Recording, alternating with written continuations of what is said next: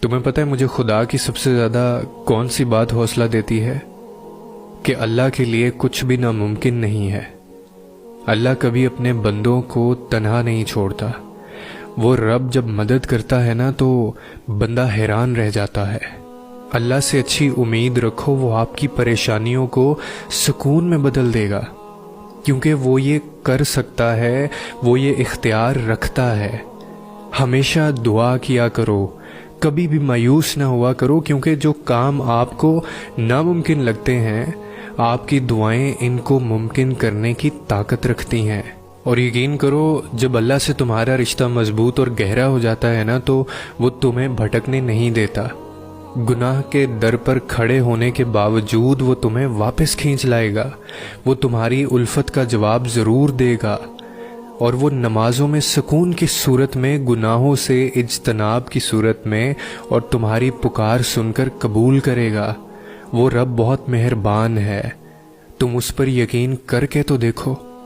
اور تم انسان ہو اس لیے نہیں سمجھ سکتے، اور ہم تو انسان ہیں نا، اسی لیے اس کی مصلحت کو نہیں سمجھ سکتے، لیکن وہ رب ہے، میری تمام مشکلوں کو دور فرمائے گا، اور تمہاری بھی۔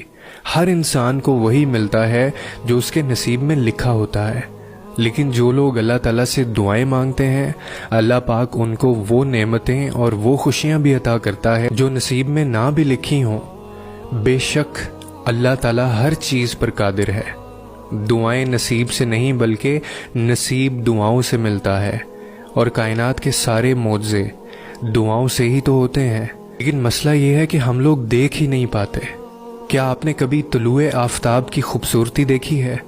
جس طرح اندھیری رات کے بعد سورج طلوع ہوتا ہے، یقین رکھیں کہ آپ کی دعائیں قبول ہونے کا راستہ تلاش کریں گی۔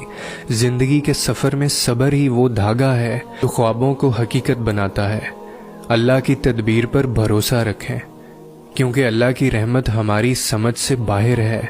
آپ کا دل امید کا باغ بن جائے جسے آپ کی دعاؤں سے سیراب کیا جائے گا۔ اور یاد رکھیں کہ ہر لمحہ اپنے خالق کے ساتھ اپنے تعلق کو مضبوط کرنے کا موقع ہے۔ آپ کا مضبوط ایمانی سفر آپ کی پاکیزہ روح کو روشن کرتا ہے، لہٰذا پوچھو، یقین کرو اور انتظار کرو۔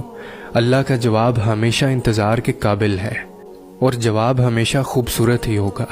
اس پر آنکھیں بند کر کے بھروسہ کریں، وہ آپ کو انشاءاللہ کبھی مایوس نہیں ہونے دے گا۔